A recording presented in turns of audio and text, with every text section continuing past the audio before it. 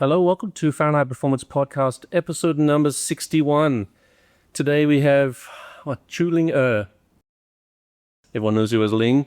You are the most dominant Ironman athlete in Southeast Asia, I think, for a very long time. 7-time Kona finisher. You're going to Kona again in October. Smile Asia ambassador. 3 times Asia Pacific overall age group champ. Mother, wife. And I also found out you are the 2015 Singapore Women's Weekly Great Woman of Our Time. That's how far back you go when I Google you, right? So you've been around for a long time. You've been doing this for a long time. You've been very successful for a long time. So why don't we get started at the beginning? I heard that you were a badminton player once upon a time. Yeah, in my secondary school days. Okay. Stay indoors. So, Ling, why don't you tell us about yourself a little bit, and then we'll get started. So I'll go straight to how I started triathlon. Yeah. So after secondary schools, I went to poly. I decided to do something outdoor. Yeah. So I went to try running for track, and then I made it into a team, and then my coach decided to make me do the longer distance, the 3000 and the road races outside cross-country distance. And then I really love running, being in a team also. And then I got injured on my second year. So I have to be out for 3 months for it to recover. And then I decided to pick up swimming. As rehab. Yes. And then also I think about it like once I recover, I can alternate run and swim also. Yeah. So lesser the impact on my feet. And I picked up swimming within that 3 months from a friend, Lifesaver. Huh? Yeah. And after that, when I came back, I decided I heard about this race, Singapore biathlon from the Navy. So you did the biathlon, and then what? Were you hooked after that, or what's the story? So at the finishing line, I met a group of sports athlete. She's triathlete. Yep. Then I realized, there's this thing called triathlon also. You got to add the bike. Yeah. So what is your strongest discipline in triathlon? Back then was running. Yeah. So swimming, I struggle a lot. I really struggle even till now. Yeah. Yeah, it's my weakest thing out of the 3 disciplines. And it's the hardest to make up any time as well, right? You can add 5 hours or 10 hours a week just to do swimming, and you might make up 5 minutes max in the time. Whereas you can, in a run, you can make up half an hour easily if you really, really, really concentrate on it, right? Yeah, out of the 3 disciplines, I feel that even if you build the cardio and your physique, you can get through the bike and the run. But the swim is really all about technique, Yeah, it's all technique. It is. And I'm a swimmer, so I see adults learning how to swim and struggling so badly because it's so hard to learn as an adult. Right. Yeah. Okay. And then your early races, right? What was after that duathlon? You met those triathletes? Yeah, so they convinced me to buy a bike. Yeah. So when I was in 3rd year, the 6 months of internship, I managed to earn some money and got a bike. And then It's a road bike? Yeah, just a basic road bike. I remember OBR. Okay. 105, half carbon, probably just... like aluminium in the front and then carbon C-stage and carbon fork or something like that. Yeah, so about $1,000 over. Yep. And then 2007, there was the first time where they have the half Ironman Aviva. Yeah, in Singapore. Yes. Yep. So before that, when I was schooling in Singapore Poly, stand short marathon was so popular. Yeah.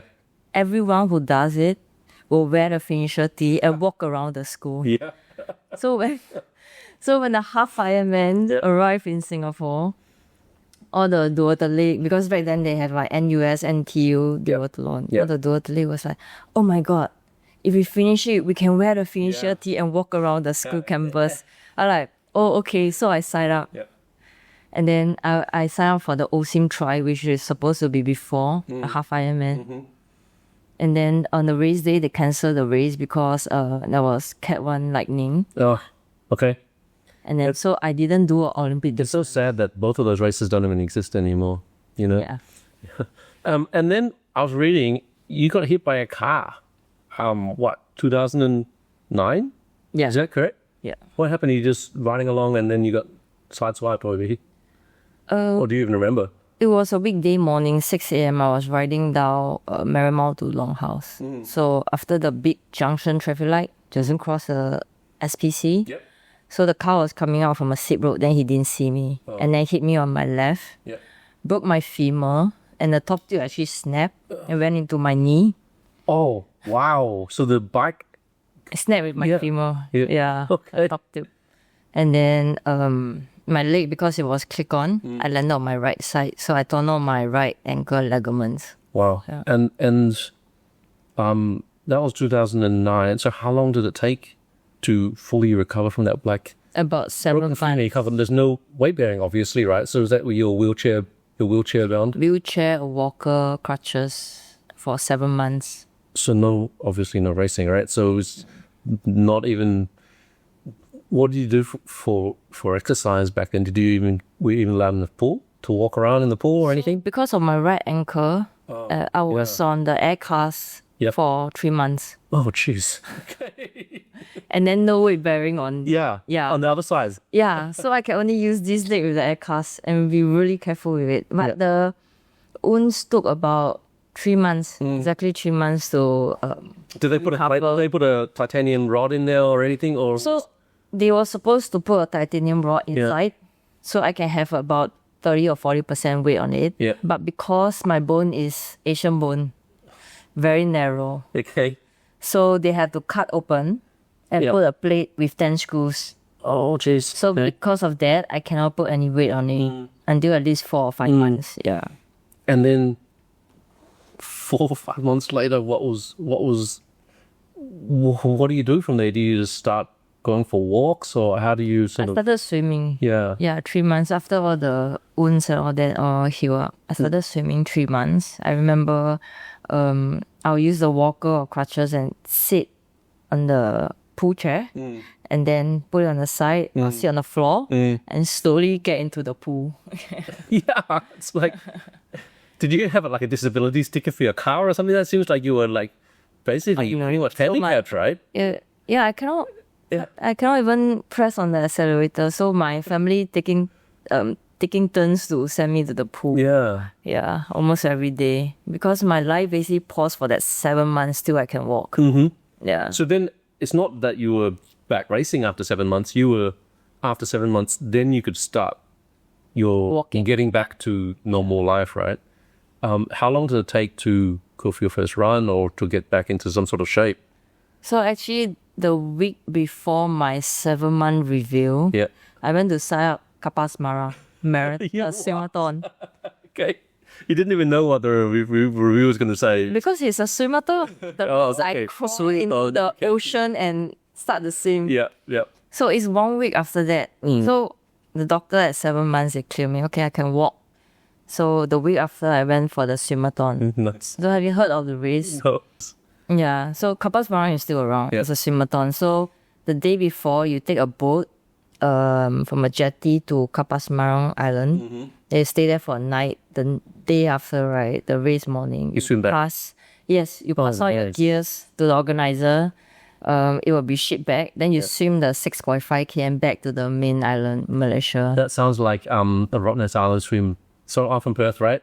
Every year, about this time actually, they will they start at Cottesloe Beach, and then if you know Perth, on the horizon there's Rottnest Island, where the quokkas are, right? You start at Cottesloe Beach and you swim, and then 18 kilometers later you crawl out of the water onto the beach of Rottnest Island, and you catch a ferry back. However, obviously it's a bit further, but it's the same sort of concept, right? It's a point-to-point race, and you're going from one island back to two. Yeah, and did it go okay? You didn't win, did you? I got top 10. What? Okay. And then the funny thing is, you have to run about 50 meters. Oh. So I just started walking. Yeah. So I struggled. So I one leg hopped to the finish line. Yeah. And then I got top 10. I was so motivated. Yeah, and of course. Actually, during the accident, when I was hit by a car, I was actually training for my first World Champs. Oh, so you're already It was Oh, yeah. 2009. So 2007, when I did my first Aviva, 2008, I realized that there's this thing called the Half Ironman World Championship. Yep. You can get a slot if you win your age group. Yeah. So 2009, I went for it and I got it in Aviva. I was training for it. Back then was in Florida, Clearwater. Yep. It's in November. So I was hit by a car 3 weeks before that. So So I didn't make it. did they let you defer at least? No. Oh, what? Okay. But then I was reading, so 2009 you broke your femur, your ankle, 7 months completely bedridden basically. But then 2010 you won your age group, or you won the 70.3. So the Kapas Marang was my motivation. I came back immediately. I signed up for Philippines Half Ironman. So you did the swim and then okay, top 10. I think I can do this, and then you got back and started. You signed up for the next race right away. Yeah, which is 2 months later. Okay, so 3 months of intensive training, from wheelchair to start line, and then you won that. Was that Philippines, right? Kamsul 70.3. Which also another race that doesn't exist anymore, right? Yeah, for 2 years. Okay, and then since then, from 2010, you were super consistent all the way through to, I guess, when your daughter was born. When was your daughter born? She's almost at the end of the COVID baby, 2022. 2022. Okay, May. so you were consistently racing 2010 to 2021 at least, right? Is that where the 7 Kona finishes all fit into that sort of that time?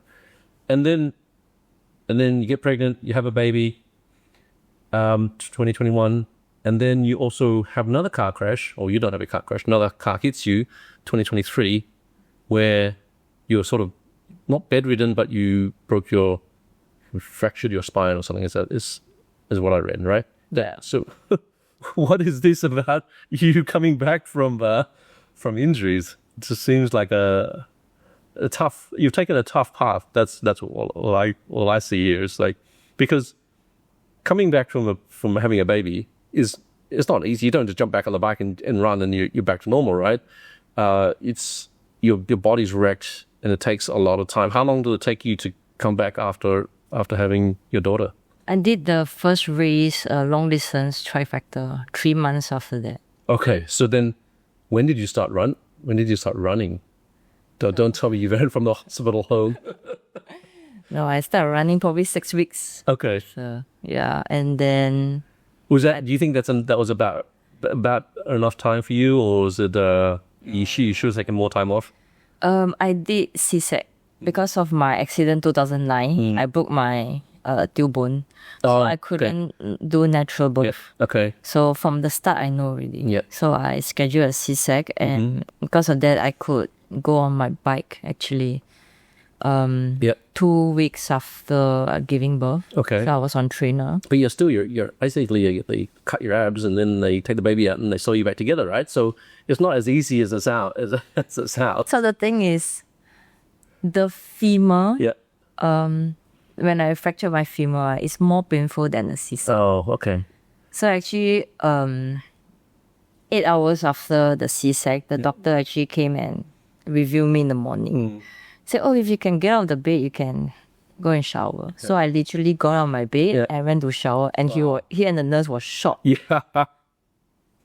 Then I was explaining, actually, when I broke my femur, because of the blood clot in my brain, my leg was hanging there for almost like 48 hours before they can operate me. That was the most You painful. had a blood clot in the brain because of the accident, and so you couldn't operate because of the blood clot, and then your leg was just like dangling. Yeah. Oh my God. Okay. I was dangling on the bed. Yeah. Okay. For 48 hours. That was the most painful thing in my whole life. Yeah. Yeah. Even just a slight small nudge on the bed, I screamed. Because it's like a jagged bone and you're just hanging out, right? It's a close fracture, just that it's a clean break, so it's even like that. Yeah. So they pull my whole leg up and hang it there for 48 hours. Nice. I'm sure there's a logic behind that, but doesn't sound very pleasant at all. Yeah, so after that, nothing beats that, man. Okay. Because like 4 months later, after you had the baby, you were winning again. 5 months, I did Langkawi Half Ironman. It was deferred twice because of COVID, pregnancy. Yeah. So Then you had the day, no choice. you had your slot. Cannot defer anymore. So I did whatever I can to make it to the start line. Yeah. I was so nervous. And yeah, everything turned out well. Like exactly what it was before COVID. Okay. Just looking at my bike position now, it's a bit depressing because You're not as flexible. my coach actually saw my bike. He said, "Why your front so high now?" Yeah. And the funny story is, I used to be able to put my bike shoe on the bike, and then I do a flying mount. Yep, yep. I tried to do that before the 5 factor, which is like 3 months after I gave birth. Yep. Couldn't do I it. pull a muscle on my back, reaching down to tighten my reduce on my C-sack. Is it- Wow, is that I don't even dare to tell It's not because you're getting old. So I was doing up my bike on the Yeah. 5 factor, and then people was like, "Oh, why you put your shoe on the side one? Yeah. Just put on the bike lah." Yeah. So short only. Then we go on for the 5 laps. Then I didn't even dare to tell them. Okay, I pull a muscle off my back, trying to practice a flying mount transition after my C-sack.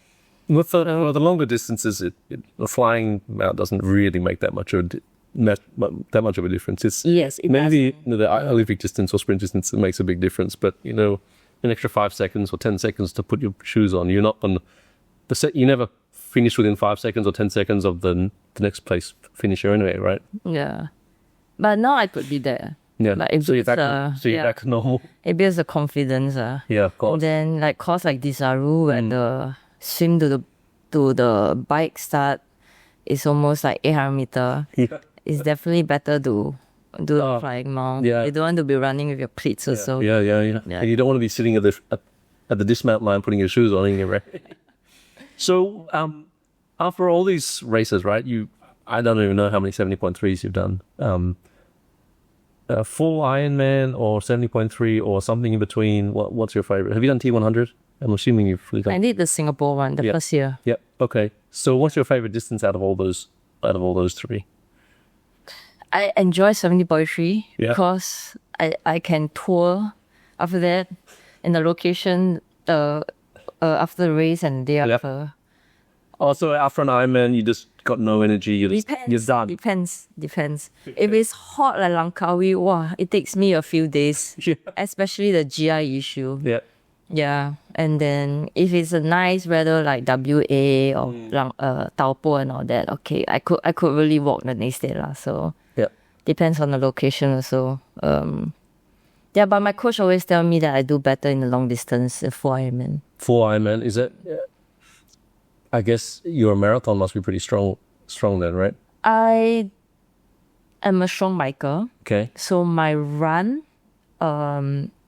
doesn't make any difference from my fresh marathon to my off the bike because the bike doesn't take a lot out of me. So yeah. So That's my strength. what sort of marathon time are you running off the bike on a full Ironman? 3:30 is my best. Okay. WA when 2018. I did about 3:32 in New Zealand. Okay. Last year 3:36 in Kona in hot weather. 3:36 in Korea recently. So right around 3:30 back. Yeah. So have you ever done a full marathon without 180 kilometers before? The last time I did is about 2014 or 16. Oh, okay. So Okay. So you got no idea how much, like, would you run a 3-hour marathon if you didn't have to do all the swimming and the biking? low 3, no. Yeah. Because I know my half marathon fresh Yeah. and my half marathon off the bike. It's not a lot of difference. Oh wow. Yeah. For me, it was like half an hour difference. Like, but that's because I'm not anywhere near as refined. Because I used to run like a 140, 145, and then I'd run a 210 off the bike on my 70.3. Yeah. So for me, I am very strong off the bike. So it doesn't take a lot of me. So that's my strength. I heard somewhere that you were the Ironman record holder for Singapore. Overall, men and women for quite a few number of years, right? Was it not 938, right? When did you do that? 2018 WA. So Busselton, you did 938, right? That was 6 weeks after Kona. Oh, yes. Okay, Busselton is always the end of November or something like that, right? First week of December. The first week of December. So you did Kona, and then you did Busselton. You still had your form. You did 938, and then that stood for 5 years, right? Yeah. That record until Mr. Ben Koo, who I had on the podcast before, came along and did the 902 or something like that. Right? Yeah. That's quite a beast of an effort to be the overall champ for all of Singapore for both men and women. That's awesome. I remember back, 2019, seeing a YouTube video of you just riding around Singapore. What was That was actually 2018. Was it 2018? After WA. Oh, okay. It was like you did 4 laps of Singapore or something, right? Is that what it was? I did the Rafa 500 Yeah. in one go. Yeah, in one go, right? So how long did that take you? And Riding time, 15 hours plus, average 33 km per hour. wow. And was that, did you have like a base station somewhere where you have like your hot dogs and roast beef sandwiches? and stuff? WA, when I broke the record, Yeah. I feel like, oh my God, I reached my goal. Yeah. I wanted to do top 10. I wanted to do sub 10 in Ironman, and I did it. By a long And I even broke the record. Mm. I feel like after doing like almost like since 2007 Yeah. to 2018, 11 years of Ironman, how do I keep myself motivated for the next season? Yeah, and then you've got all this form as well. You might as well use it. And then because in Blasadon, when I broke the record, I got a slot to next year Kona. Oh, I had to wow. keep myself motivated to train for another season for Kona. Yeah. And then I think to myself, what can I do to keep me motivated for the next season? Right now I have 4 weeks of off season. Then I say, okay, I need a challenge to remind me why I do this. So you did that during the that was an off-season ride. So So the Rafa 500 start from Christmas Eve, midnight. Yeah. And then it spread across New Year's Day or something. before New Year. Yeah, New Year Eve. And then, so I decided, okay, because Singapore time, we are ahead of US and UK. So I'll probably be the first to finish if I start midnight. True. So I decided, okay, I will start midnight, 12:01. I start 500 km in Coastal. Yeah. I park my car in a car park. Yeah. And then I'll put all my nutrition in the car. Yeah. Then I'll just do loops. So you did 16 hours of 15 hours. loops of coastal. Yes. It was the rest time. You did about I 18 hours. thought you would have just done like 4 RTIs. I know. But- It's too much traffic light already. Yeah, but also 16 hours of loops of coastals, mind bending. Was it more of a mental game at the end, or was there any limiting factor? I'm sure everything hurt by the time you finished. Actually, not so bad. The whole 500K, I have people coming to ride with me. Okay. Yeah. So I did from 12:01 to 8 a.m. It was perfect weather. Yeah, Because after Nice and 8 is cool. when the winds come in. well, not the sun. wind. Not the sun. No, I'm okay in the sun. Okay. But then I saw 12 hours in, your eyes were watering and you were like, you couldn't because see I properly. planned everything. I forgot that I'm going to wear contact lens for the whole 18 hours. And You it couldn't was just take so them out dry. and put your regular glasses on at that point? Or? I don't have my regular glasses. Oh, Yeah. okay. So, yeah, my friend had to bring me like eye drop and all that. And then at the back, they had to help me check the traffic when we did the U-turn or, Oh, because yeah. you didn't. Oh, okay. Yeah. Wow. And then more recently, one day you just started riding from the Kranji MRT station and finished riding somewhere in Thailand. Yeah. What was that? So was that a charity? Was that a charity thing? Yes. So that is always been a bucket list for me. Riding from Singapore to Thailand. Singapore to Thailand. Yeah. Is it? I've done Singapore to KL and back in 5 days, 1,000 Yep. But I always wanted to ride beyond and head up to It Thailand. doesn't sound as impressive, right? Singapore to KL and back doesn't sound like Singapore to Thailand. But that was for Smile Asia, right? So let's talk about Smile Asia a little bit, right? Yeah. As far back as I can see, you've always been involved in that charity, right? What is it about Smile Asia that just keeps you attached? When I was coming back from my 2009 accident, The first time you got hit by a car, right? Yeah. Yeah. yes. So my first few rides, I actually joined back then was Operation Smile Cycling Group. Yeah, so they would, my friend would pick me up on my house and then join them for a good ride, and then they will send me back home to make sure that Because you were like the injured one, you Yeah. had injury. yeah, I'm still trying to get more confidence on the road, and then so I joined them until I did my camshaw and qualified. But then after that, when I got more focused on doing non-drafting stuff, then I start doing my own thing. Yep. But I was so bonded with them, and I decided to represent them and race with Smile Asia across my chest for every race and across finishing line because of the bond that I have within the group that helped me come back. So what is Smile Asia? Why don't you give a quick So it's a non-profitable charity organization that goes to developing countries, third world country, to fix kids with cleft lips. Yes, it's cleft lip in particular, right? That they are trying to. That's why it's a smile thing. Yes. And because see, from what I know, cleft lip, the operation is not actually all that expensive. It's just in these developing countries, you've got no money, and so for in Singapore, it's not even a thing. I think it's quite easy to fix. But They will fix it immediately in Singapore. Yeah. Or the hospital, But in all those countries, they actually stay quite. I've been to a mission. I probably 2014 in Yangon. So a lot of them, when I was in Yangon General Hospital, a lot of them travel about 4-5 hours to the hospital. Yeah. So I'm sure if you're some remote village in the middle of nowhere and you've got a cleft lip, it's like you can't just go out of the GP, or you can't just go to the local hospital. You got to travel. Yeah. So all that money that you raise goes to Smile Asia, and then that is used for the doctors to go to these places to operate on these kids, right? Yeah. Wow. Okay. And Smile. So you just kept with Smile Asia the whole time. It's still on your shirt right now, right? So you're still going strong, I guess. Yeah. And then also I saw that you've been doing some trail running and some marathons, and I even saw that you did an Everesting on a trainer.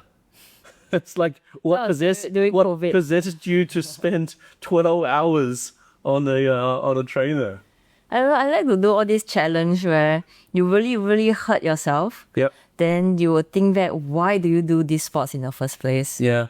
Okay. Yeah. Then when you're in that, when you are at the age where you're almost killing yourself and not dying, that's where you think about why you do this. When you're on the edge of death, you can see death. Yeah, you appreciate life better. Yeah.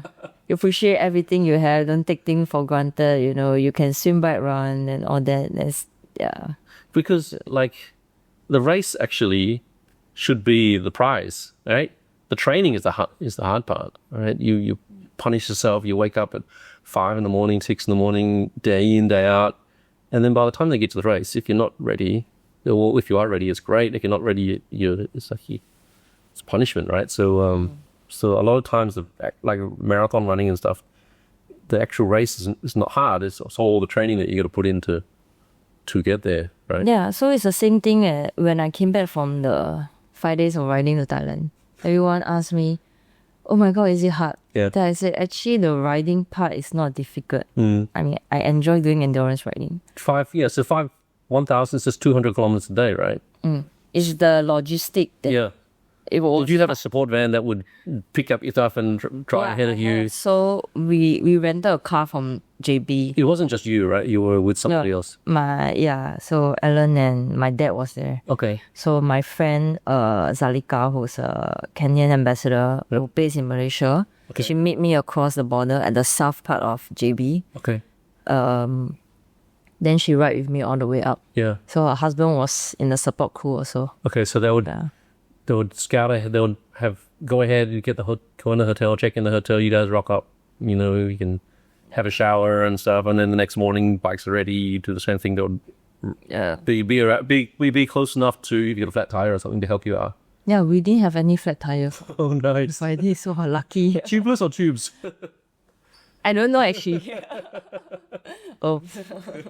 I just have spare wheels in the car. Yeah. So I decided. So spare wheels really completely. So if we have flat, we just change. Yeah, that's no time waste. No need to change. Whoever in the car, they will do whatever. Yeah, they've got plenty of time. Just sitting around, they can change it. Right? Exactly. So it didn't even come to that. You didn't even have to change anything. Yeah, I don't have. What was the biggest challenge of doing that ride? The heat rash. Is it? Yeah. It was a hot time because it was quite recently, right? Within Yeah. last 6 months. Heat rash. I was itching all over when I tried to sleep at night. I couldn't. Oh, so it wasn't even nothing to do with the bike position or nothing to do with anything. It was just No. because you're just so much time Yeah. under the sun. Yeah. Did you have to wear long arms and long legs or anything? I didn't bring it. Yeah, I didn't bring. It's so bad, right? I should. Yeah, I reapply sunblock and all that, but I don't know. I cannot control heat rashes. Yeah. And then I keep. That's something that you actually is something that now that you know, you'd probably plan for it that if you ever did something next time. But it's not something that's in the top of your mind when you're planning for something. But the like funny this, thing is, when I did the Everest on trainer, I also have heat rash. Oh, okay. Indoors. Maybe it's something about the amount of blood pumping or the. So I read about heat rash is because your sweat cannot come out. Yeah. Because you're sweating so much or something. Yeah. So it happened to me also indoors. So I think it's really not about the heat. It's a sustained high level of cardio maybe. And then, so why don't you tell us about your typical training week, right? You're a mother, you're a wife, you're high level. Ironman is not just half Ironman athlete, which is a lot of hours, right? Or a lot of distance, right? How many hours a week are you training these days? Depends, because with Kona now alternate years. So I'm doing only probably one full Ironman a year. Okay. I used to do, before COVID, I do probably 2 or 3 because I need to re-qualify for Kona the next year. So I spend more time training for half. So you do, like, let's just say, so Kona's this year. So you did one Ironman last year. To qualify. Yeah. And you do Kona this year. You may do one Ironman next. So it is really one Ironman a year. Yeah. As long as you qualify during that training, during the race. I'm trying to save my mental juice and my legs to do Ironman as long as I can. Yeah. So I try not to do too much Ironman in a year. So a typical training week, are you doing swim, bike and run every single day? Like some I train every day. Yeah. Twice a day. Okay. Sometimes 3 times. Now we don't do total rest day. We do active recovery. I feel better. So it's better. If you find that better than just sitting around. Yeah. Actually, is it like active recovery, like going for an easy swing? I don't do anything in the day. Okay. Yeah. I get even worse of grumpy or things like that. So it's better I do something. And your daughter is now in kindergarten or Preschool. Turning 3 in May. So nursery or whatever it is, right? So now you have a little bit more time on your hands. You can go back to a proper. Okay, go to school 9 to 5 from Monday to Friday. Okay. Full day for age. So so much time to ourselves. And then you have a nap in the middle of the day now. Then weekend, just by the time we hit evening, go to a grandparents' house. That's it. So I guess the theme is that you like suffering during your training a lot, right? You're pretty hard on yourself. You push yourself really, really hard. How do you stay resilient, stay injury free, keep motivated when it's so punishing? I like to have different motivation at different stage of my training. Yeah. So in my earlier years, I've been beaten so many times, Then I always tell myself, if I don't suffer doing my training, I will suffer doing a race. Yeah. So I use that a lot during my training. And also the 7 months when I was out of action, it was actually a very good motivation even till now. That, you don't really know what will happen to you the next day. Yeah, true.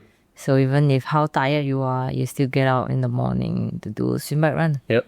Yeah, that 7 months I really want to do, but I couldn't do. So that's it also gives you an appreciation of what you have. When you, like, that I hate the most in life is when I'm sick and when I'm injured.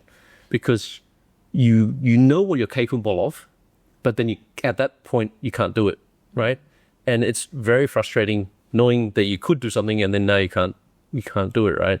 So that in being stuck in a wheelchair for 7 months, you must have made you so itchy to get back out there. Right? So much accumulated the motivation. So it just exploded until now, even until now. Still, 16 years later.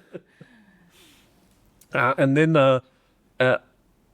what I don't understand, so I've never done a full Ironman before. I've done 70.3, but full Ironman, you go out for some of the training you do, you go out for a 100K ride, and then you might go for a 10K or 20K run, right?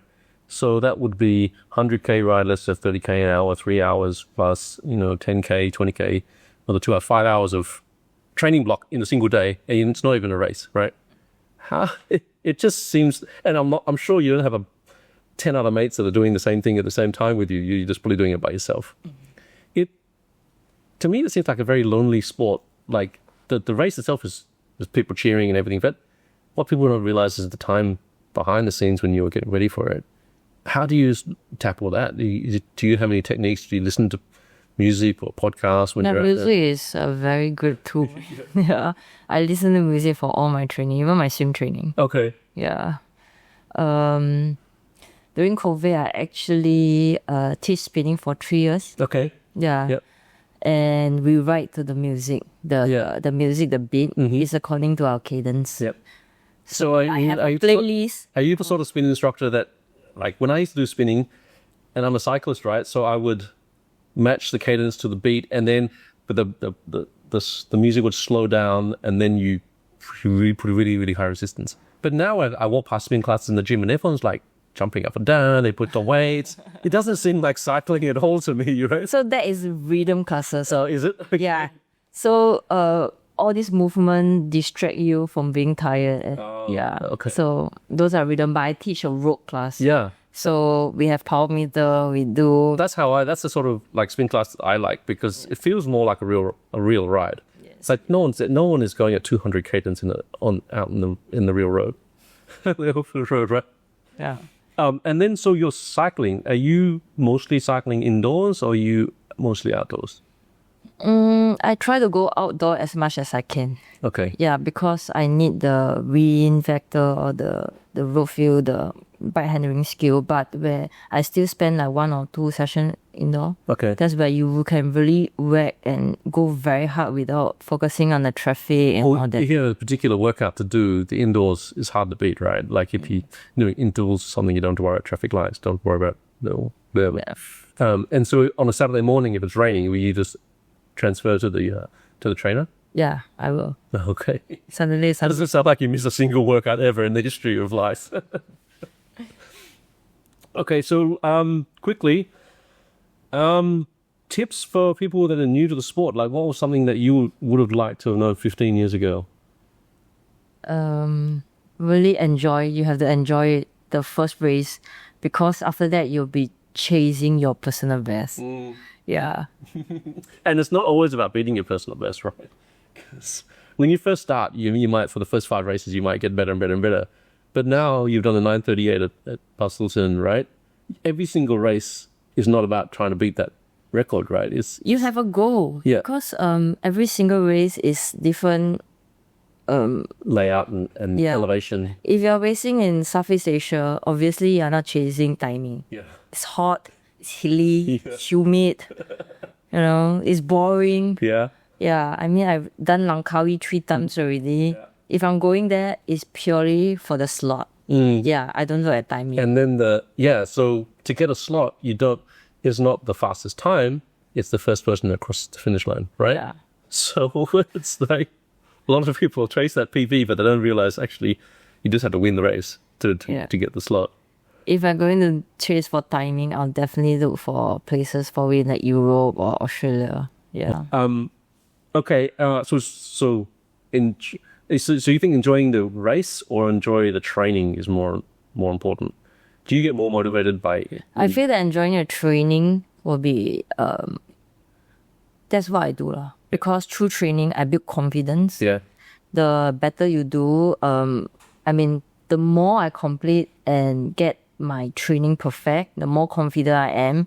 When I go to race, it's like going for exam. Yeah.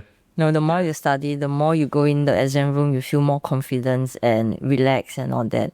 And it calms me to know that I've done everything. I have to trust my coach, trust myself. Everything will turn out well. And every time I get out of my comfort zone doing my training, everything really turned out well at my race day. Because you don't want the first time to experience something during a race, right? So you really punish yourself during the training. So then when you get to the race, I've done this before, last Saturday or, back in June or whatever, right? If you've been in that hurt box before, so it's not as daunting as if it's the first time you've ever been that tired, during the race, you probably would just back off. And then for Ironman distance, for Ironman, it's really training. The more you train, the more you know your body. Yeah. Because the nutrition is really the most important part of finishing a 10-hour race. Mm-hmm. Yeah. That's 10 hours for you. For most people, it's like 14, 16 hours, right? So are you down pat with your nutrition? How many grams of carbs are you taking an hour during something like that? It didn't really change a lot, even since after pregnancy. Okay. So it's always been 220 calories every hour. Okay, and that's quite a lot. Is that just? It's not a lot for I mean, I'm 53, 54 kg when I race. Yeah. That is just nice. Okay. Yeah, earlier days, probably took me like 3-4 years or 4-5 Ironman to get it right. Yeah. Yeah. I think like if you remember last year's Kona with the men, like a lot of the pros didn't get it right, and they all just collapsed. Puked on the bike, like zombies on the run. And it was the people that did get it right that actually finished strong. The problem with Kona is because it's hot and humid. Yeah. So, but then I come from Singapore, which is the humid level is even higher. Yeah. And then it's sunny throughout the whole year. Yeah. And I could do very well in Kona. Yeah. But because it's the world best, everyone who turned out is the world best. Wow. And we are winning, you are losing within 20 seconds, 30 seconds. It's not like I go in Malaysia where I can win 20 minutes. Yeah. So every second counts. So what's your best result at Kona? Last year, timing was my best, 10:07, but it was 13th position. For best position, it was 2017. I can't remember timing. Okay. Yeah. But should be about 10:20, 10:30. Okay. That was 10th position. Yeah. A couple of last questions before we wrap up. Favorite race destination? 27 destination. Wow. That's a lot. Like, what race do you look forward to the most because it's so beautiful, or because the people are so nice, or what is it? Kona. Kona? Yeah, Kona. So you've been there. Have you been there since they split the men and women? Yeah. Okay. 2023. So do you prefer it now that they've split it, or before when they had it all together? I enjoy the pre-race, the race week with just women. Yeah. Okay. Yeah. But during the race in 2023, I feel so lonely. Because there's just not as many people on the course? So I'm the first age group to be flagged off after the pros. Obviously, I cannot catch the pros. Yes. Yeah. So, and after the bike, when I got on the bike, after about 60K, I'm a very strong biker. I was basically riding alone for the rest of 120K. It's like I'm training alone. Yeah. I look and Kona is it's not laps, right? Yeah. It's like a big loop. It's like a big loop. So it's not like the longer you're on the course, the more people you see because you don't pass them again, right? Yeah. So I was riding 120K alone. I saw her head. She's like probably 2 km away. Then be alright. The next was 2 km away. I was like, I'm so freaking boring. Then when I remember before COVID, they have guys all over me when I race the whole course. Yeah, there's guys. Because you have the strong age group people that are coming through the age groups, right? Yeah, and then the marathon is so crazy. I'm running through 8 stations where there's so many people to run with and everyone motivating you. But 2023, the whole marathon, I'm basically running alone myself. So, I guess this coming October, you're going to do the same thing, right? You're going to mentally prepare for that. So I have the mindset going in. Yeah. It's going to be a long training day. Yeah, right. Okay, so then your favorite race in memory then? Not doesn't have to be the same, like your best race? 2017 Da Nang Half Ironman. Why that in particular? One of my best friend, Lindsay Fraser, actually was on the start list. Okay. We were on the same age group. So is she like someone that you've raced with before? She's based in Phuket where I go and train with my coach. So you've trained with her before, you know her strengths, her weaknesses, and then... I've never beaten her before 2017 Da Nang. Okay. Yeah, in half of full Ironman. So that race, before the race, 3 months before, I know that she's turning out. So I sharpen. I really train very hard to sharpen to be... So same age group, same everything? Same age group. Okay. So we did the swim, we did the bike, we came off the bike the same time. Oh, no. Wow. So we were running, the almost like first 15K stride by stride next to each other. About 4:30, 4:40 pace. And she refused to let go. I'm like, oh my God, please let her let go. Please let her let go. She was probably thinking exactly the same thing. So, because Da Nang run is out and back also. So coming back, then the last 5 km, the water station, she decided to grab the water. Yeah. I decided to skip that water station. And then I was ahead for about 10 meters. And then I decided that, I trained really. I think that was when I had the motivation for my training. Yeah. Remember I said that I had different motivation on different stage. So my race motivation was I have trained so hard, Yeah. I skip all my social life. Yeah. I wake up 4 a.m. in the morning. I didn't come here for second place. I repeat that I didn't come here for second place all the way for the last 5K. Every steps I go. So did you know how? So you, I guess you gapped her at the aid, like close to the aid station.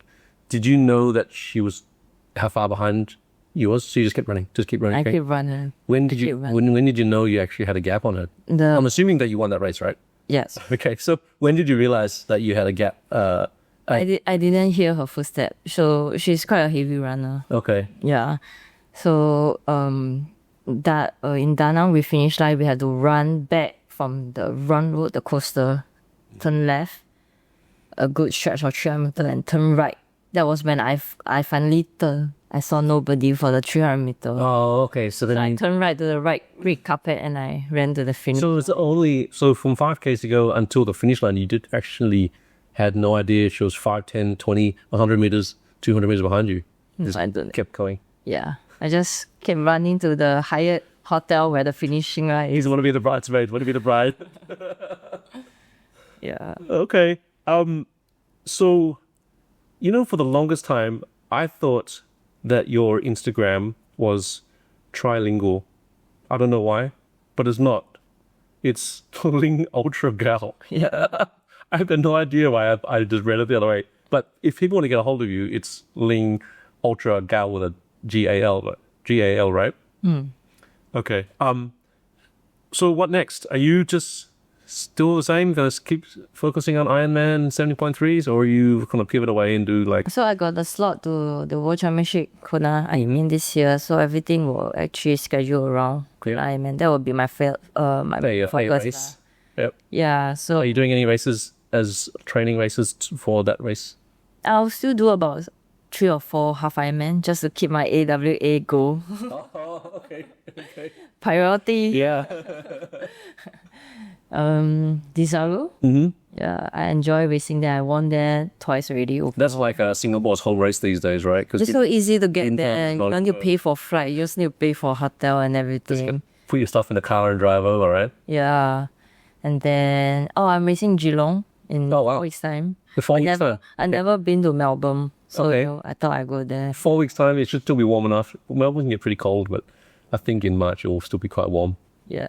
Are you doing Cebu? Because Cebu is one of the the Ironman Pro Series races. No, I haven't planned anything after that because Kona is so expensive now. Yeah, I'm sure.